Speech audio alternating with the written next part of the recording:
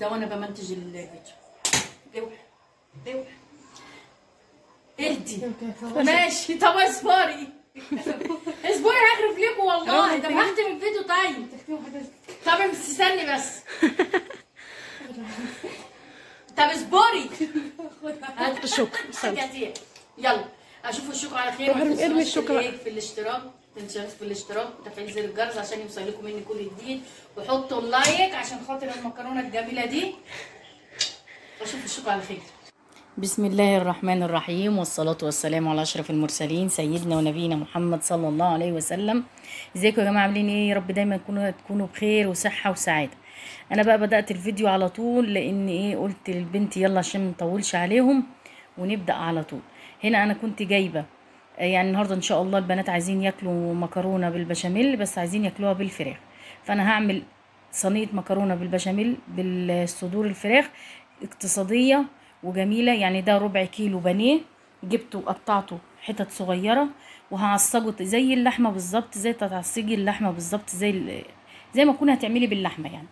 المهم جبت هنا بصلتين خرطتهم ومعاهم طماطميتين وحبه فلفل، وحطيت عليهم التوابل وفلفل اسمر وملح وعصقتهم، وفي نفس الوقت كنت حاطه ميه للمكرونه عشان تتسلق. هنعملها بسرعه عشان ما تاخدش مننا وقت، وهي فعلا بتبقى سريعه وما بتاخدش اي وقت. خرطنا كل حاجه على بعضها زي ما انتم شايفين اهو، وهبتدي بقى ايه، احط التوابل واحط الفلفل الاسمر والملح وكل حاجه واحنا مع بعض. ازيكم يا جماعه، عاملين ايه؟ يا رب دايما كده تكونوا بخير وصحه وسعاده يا رب. هنا بحط الملح وبحط الفلفل الاسمر وبحط التوابل. اللي وصل معانا لحد هنا يا جماعه ما تنسوناش باللايك والاشتراك في القناه وتفعيل زر الجرس عشان يوصل لكم مني كل جديد. معلش يا جماعه انا بتاخر عليكم في الفيديوهات، بس والله انا غصب عني، فلما الوقت بيبقى سمح لي ان انا اعرف اصور فبصور. حطيت حبه زيت كمان على البانيه، عشان البانيه طبعا انتوا عارفين ان هو مفهوش اي نسبه دسم ولا اي حاجه، فحطيت عليه معلقتين زيت كده عشان ايه، يخلوه ايه، جوسي كده وحلو. صلوا على النبي يا جماعه، وحدوا الله وقولوا لا اله الا الله محمد رسول الله. هنا بقى كنت سلقت المكرونه وخلصتها، طبعا ما رضيتش اصور لكم بقى، كلكم شاطرين وبتعرفوا تسلقوا المكرونه وكده يعني. سلقتها وحطيتها في المصفى، وفي نفس الوقت خدت ميه من حبه سليق المكرونه علشان اعمل بيهم البشاميل واساعد مع اللبن، علشان نبقى ايه، طبعا احنا بنقول ايه، حاجه اقتصاديه، فبنوفر في الايه، في المصاريف بتاعه صينيه المكرونه.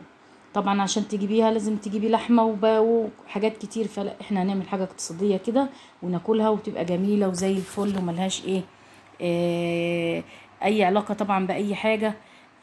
انا مش عارفه انا بقول ايه، بس يلا خليكم معايا. هنا حطيت معلقتين سمنه كبار، وحطيت معاهم حبه زيت، وحطيت حوالي 5 معالق دقيق. ولازم يا جماعه نسبه الحاجه الدهنيه السمنه او الزيت تبقى اكتر من الدقيق، علشان خاطر تبقى تخليها جميله وما تبقاش فيها كتل ولا فيها اي حاجه زي ما انتم شايفين كده.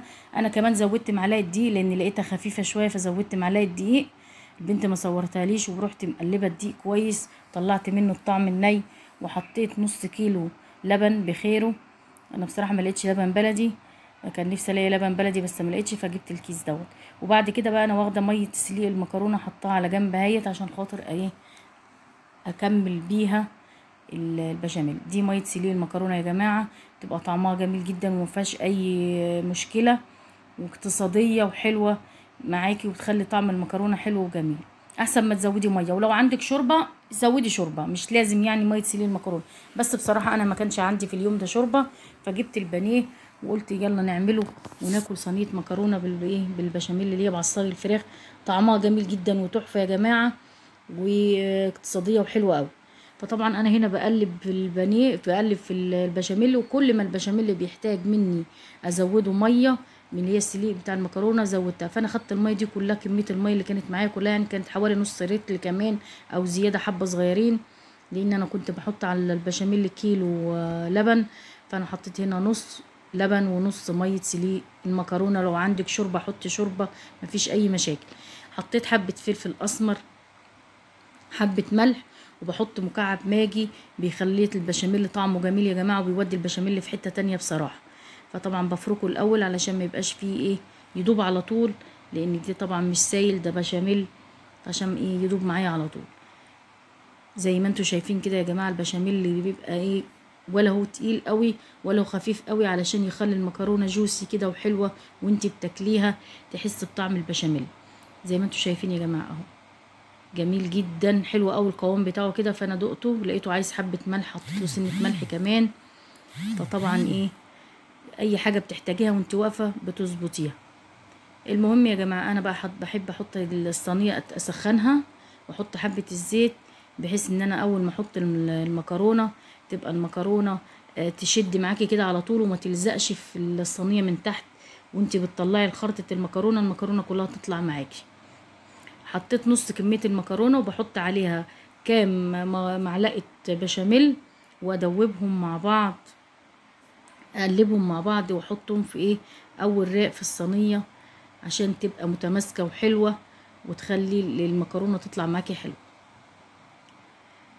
بحط بقى هنا بقى وانتي يعني انا يا ريتني كنت سمعتكم صوت المكرونه اول ما بحطها، بتسمعي صوت طشه كده للمكرونه، بتبقى خلاص تديكي صدمه للمكرونه من تحت، ما تلزقش في ايه في قعر الصينيه وتبقى جميله وحلوه.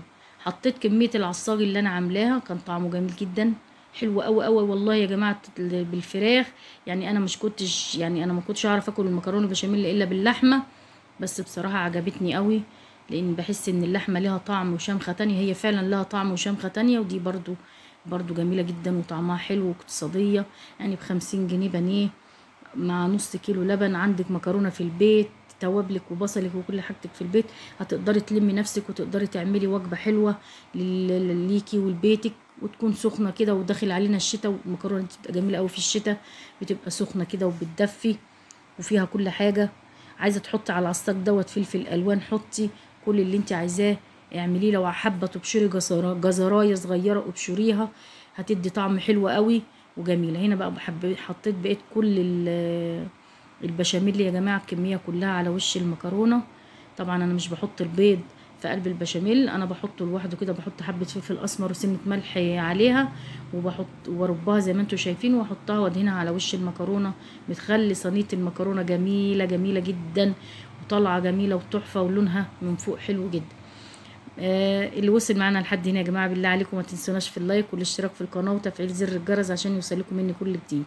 يا جماعه حقكم عليا، انا بتاخر عليكم في الفيديوهات، بس معلش على حسب قدرتي للتصوير فبصور.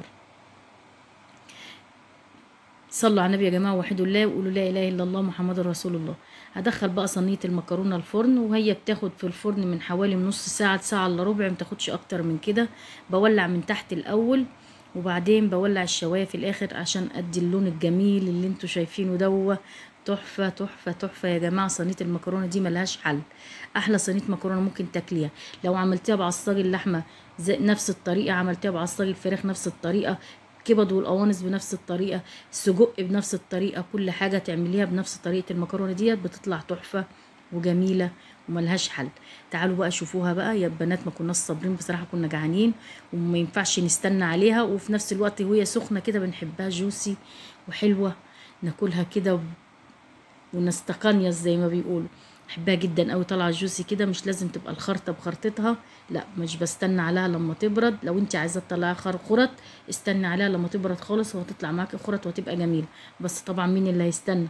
محدش يقدر يستنى، وانت شفتوا في اول الفيديو كانت البنات عامله ازاي، طعمها حلو قوي. وعماله بغيظ البنات وهم واقفين جنبي بيصوروني، شوفي روضه اقول لها هات ايديها، كل ده انتوا شفتوه في اول الفيديو.